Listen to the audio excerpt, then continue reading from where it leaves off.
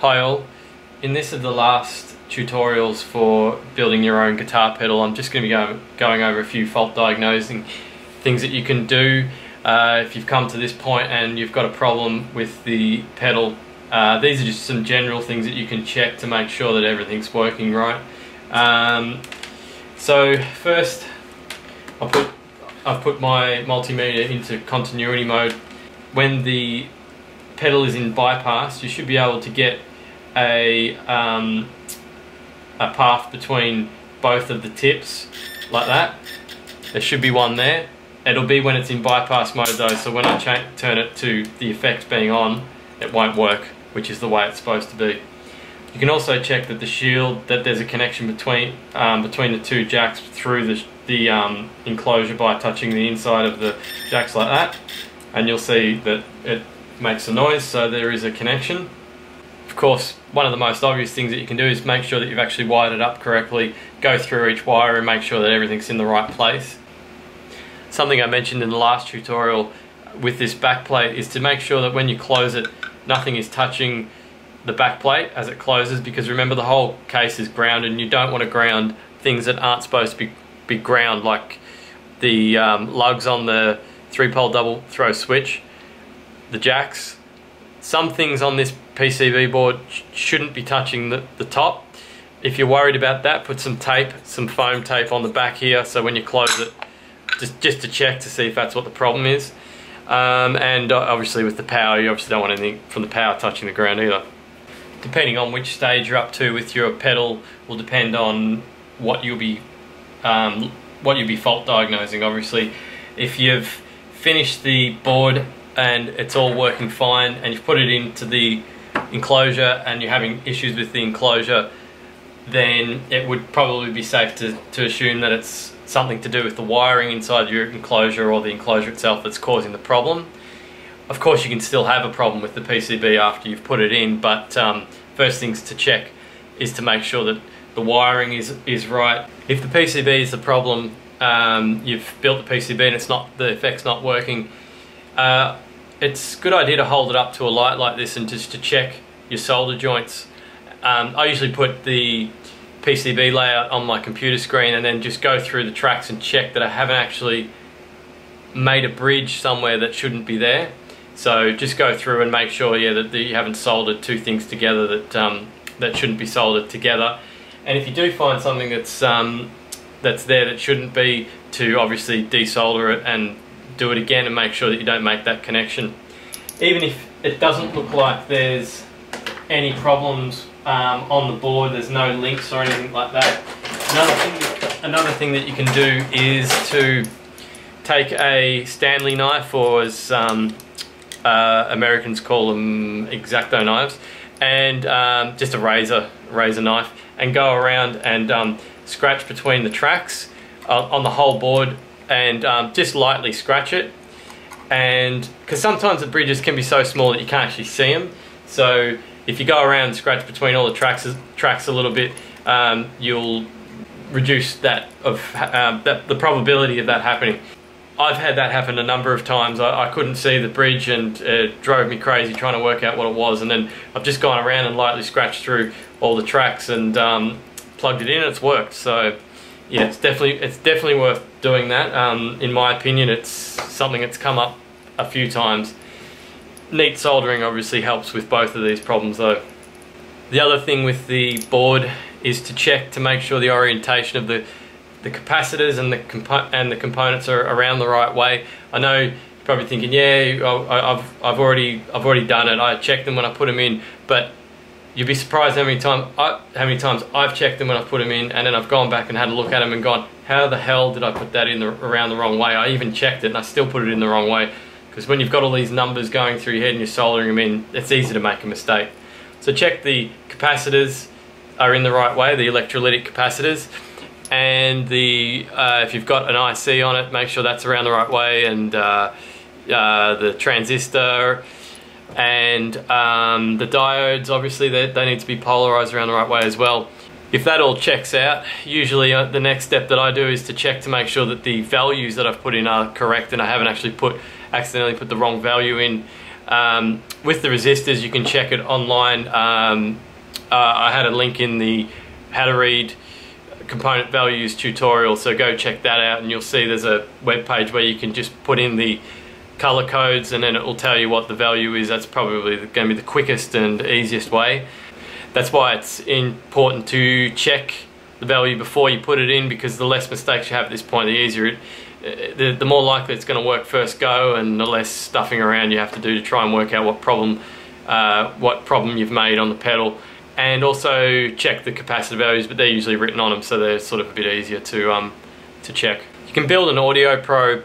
I don't do them. I've never really used one or really needed one, to be honest. But generally, between those three things, the solder bridges, the polarity of the components, and the values, I find 99% of the problems that I have. It's not often that you have a component that's damaged. You sometimes do. If that's the case, you're obviously going to have to pull it out and put a new one in. You can tell when a capacitor is damaged because the side, usually you can see on the side that's sort of bulging, or there's some liquid coming out of it, things like that. You still might have a faulty one, and you won't even know though. But again, of the 50 plus pedals that I've had, I've only ever had 3 or 4 components that have actually failed. They're a lot more resilient than you probably would think. Another handy little tool is a little magnifying glass for when you've got it up at the light. You can go around and check close up, and you might see something connected in there easier with the magnifying glass than you will with your naked eye. Also check around where you've soldered the wires in, and make sure there's no little fray wires connecting between the two wires, or the pot wires, and if they are, just snip them off.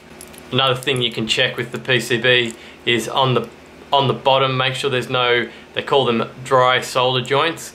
If you watch the offboard wiring and completion tutorial, you'll see I've got a dry solder joint on the inside of the enclosure on the lug, and I snap it off with pliers. That's kind of similar to what the PCB dry solder joints look like. If you see any on there that you think looks suspect, just resolder them, just reflow them, and make sure that they're connected properly. That's another problem I've had in the past. If I've had a bit of a dodgy solder joint and the component's actually not connected, it's just sitting there with a blob of solder on the end. So if you just go over the board and just check whenever you find a dodgy solder joint, just reflow it. Even if, oh yeah, it might be okay, it doesn't matter, just reflow it. It's worthwhile doing, because you never know if it's what's causing the problem, so it's worthwhile hitting it again with the soldering iron. I pulled the input jack socket out, and it's now it's not grounded through the enclosure, so the ground is broken between the input and the output, and I just wanted to show you what sound you get if you do that, so that you distinguish it if this is the problem that you're having. That's the sound. It's pretty much the same as if I went like this. It's very similar. That means that the ground is broken between the input and output jack. It's something that happens every now and then.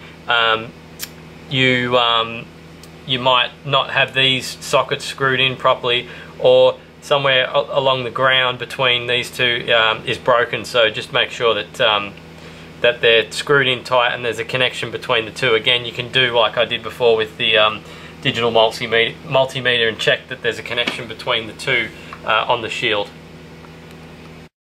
Another common problem that crops up every now and then, this can actually happen if you've just built the PCB, or if you're actually wiring it up inside the enclosure. Basically, you either turn the effect on, or you've wired it up and you're testing it, and you only get this sort of it's a really low frequency sort of hum, not like the last one which was loud, and you know, like if I turn my amp up, it's quite deafening. It's actually a quiet low frequency hum, and it's probably so quiet you might not be able to hear it, but I'll turn up the amp. No, can't hear it. But if I play my guitar now, I get nothing.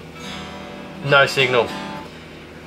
That can often happen when somewhere along the signal chain inside the enclosure or on the PCB, something is being, the signal is being sent to ground.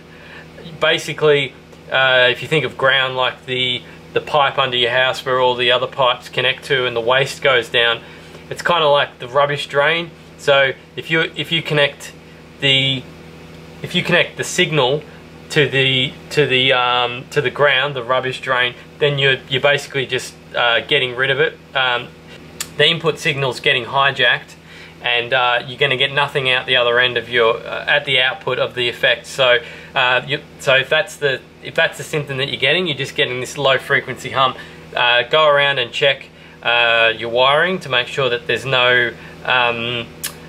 nothing that's been connected to ground that shouldn't be connected to ground. And if you're at the PCB stage, check on the tracks and make sure you haven't made a connection between a component and the ground track that's actually on the PCB. One other thing too, if you're having problems, if you suspect you're having problems with your board, but you can't work out if it's the board that's the problem, or you just get stuck and you're at a dead end and you're not sure what you're going to do next, you can just cut out the PCB, just snip off the 4 wires, pull it out and test it externally from the box, and that way you can narrow down whether it's the PCB or whether it's the wiring inside the enclosure. Obviously, if you hook the PCB up with the alligator clips or with the test box and it works out to be working, you know it's going to be something to do with the wiring inside the enclosure. So it's a good way to actually narrow down what is causing the problem.